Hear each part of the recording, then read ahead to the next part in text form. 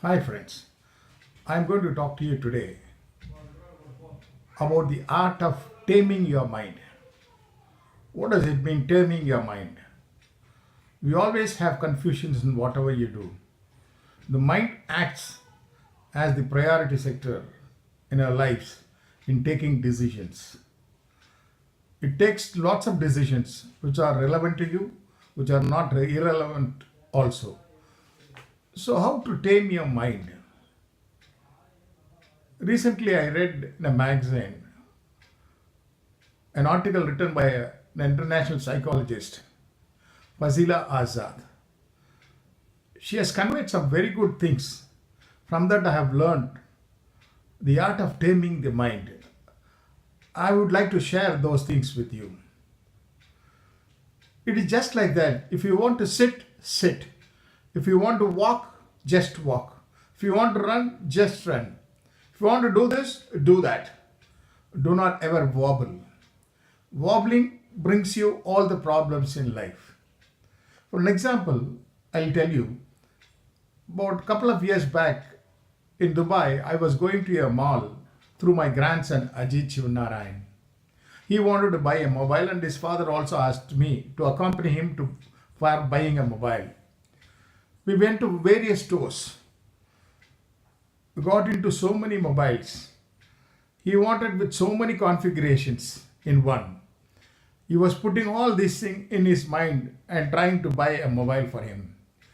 Ultimately, we searched every aspect of every mobile and the configuration and all other things, what it is going to give it to him, because he knows about the mobiles and its technology nicely.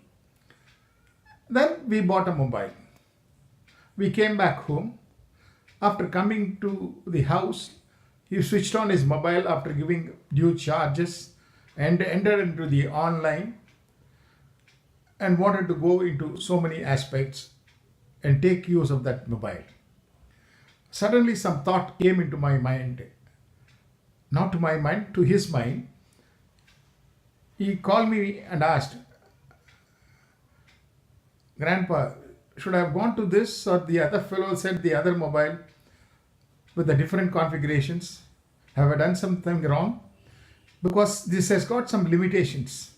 Whereas the other mobile which we saw in the store was having different aspects. Have I ever missed that? He started wobbling, started confusing.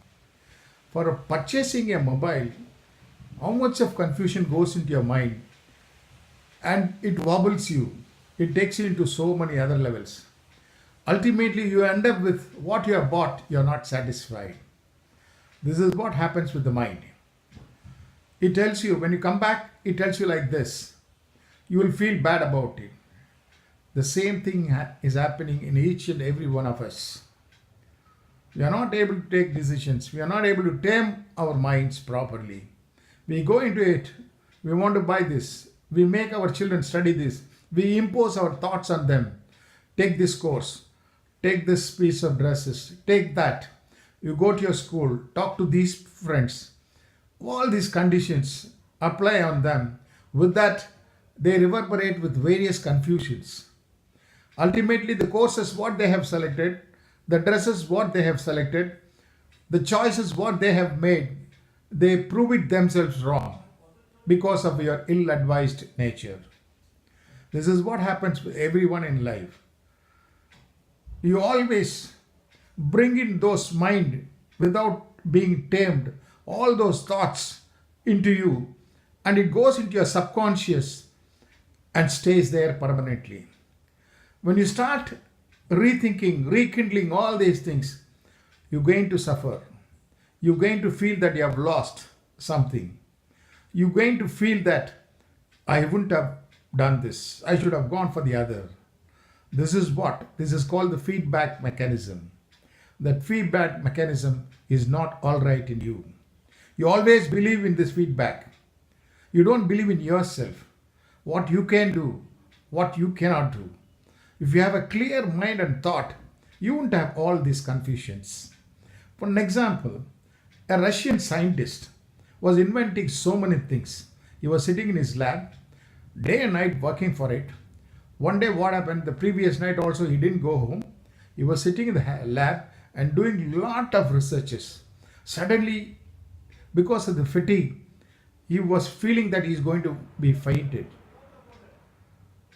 What he said, and he recollected himself that he has not taken any food since last night. He was feeling so hungry. Suddenly, without even washing the hands, because he has put his hand in so many things, so many researches, so many particles, without even washing, because of the hungry and appetite, he took a two piece of bread which was lying on the table and started swallowing it. When he did that, he could feel that it was very sweet. The sweetening in the bread, how it has come, he was feeling. Then he was feeling himself that whether he has really taken the bread properly. He was checking his coat pocket, and he was also feeling that he had the same bread. That two pieces of breads are also available. Then he went aside and took a tissue and wiped through his mouth. While wiping, also, he could find the sweetener in that. Slowly, he drank a gulp of water from the bottle what he had got. The water was also so sweet. He could not imagine what's happening. I have not even washed my hand and taken all this. All these are giving me a taste of sweetness. How is it? Then slowly he went into the research and found that part which he has created and saw that it was very sweet. So his hand was immersed in all those things. That is the sweetness have come. That made him to invent and invoke his ideas into finding a substitute for sugar, the softener, an alternative for sugar, which was very helpful for all diabetic patients. Throughout the world, he supplied that as an alternative and substitute for sugar, and it has spoken volumes. From rags to riches, he became a multi-billionaire in selling his new invention, a substitute for sugar. He is none other than Mr. Perk, who found the softener. Say this, without any invitation from his mind, without anything, he trusted something has happened. It could also happen in your life. Without your intuition also, something could come. Your feeling and thoughts should be very, very clear. Like your body, you are feeding your body because of the appetite, the food in 3 courses or 4 courses, whatever it is. Likewise, mind also requires feeding of good thoughts, good thinking. And when you do this good thinking and good thoughts poking into your mind, you will have clear idea. With that clear idea, whatever decisions you take, it will be fruitful. It will not go away. I'll tell you another example also. We all know MS Dhoni, the Indian cricketing captain, who has done laurels, wonders in cricketing. He has won us the T20 World Cup. He has won us the One Day International World Cup. He is the man who got us number 1 ranking in Test Arena too. How you follow him in the field? He's very cool, calm, very, very well tempered. What happened in 2007 T20 World Cup, the first World Cup?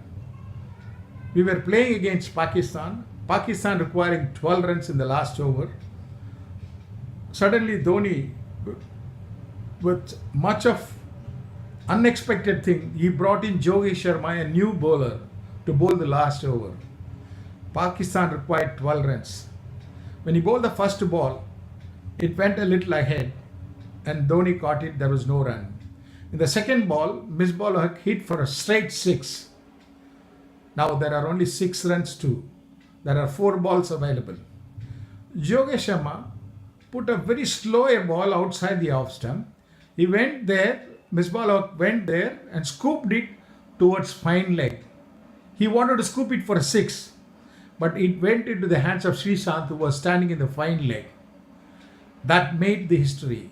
That made us to win T20 World Championship. When people ask Dhoni about it, what is it? There is Harbhajan Singh has got 1 hour left, and Srishant also has got 1 hour left. How do you select Yogesh Sharma? He always said, I don't bother about victory or defeat. I have a clear mind at every step of my doing things. I keep it cool. I play for the game and I enjoy the game totally with clear ideas. Instead of trying the known bowlers, why not we try Yogesh Sharma, which could give me a different result? That has given me a different result today. That's what is happening. You may do something wrong that may come into you for your favor. This is what, if you term your mind properly, if you give proper food to your thoughts, if you start accumulating good thoughts in your mind, always good things will happen. It's very easy to term the mind. It is not difficult, but we always hardly do anything what is preached. We always forbid and just omit it. We always read. When you read or hear, you feel that yes, we have to do this. The next moment, you brush away everything, forget and start your routine as you want it. Feel everything right. It is not that you have to prove somebody. Feel what is right. What's your feeling is your intention. Your intention may not be right to me. Your intention need not be justified to anyone. Your intention should be very clear. When you have that, you will be successful. That is what is life. We want all to be successful by our mind and culture. Thank you very much. We'll meet next time.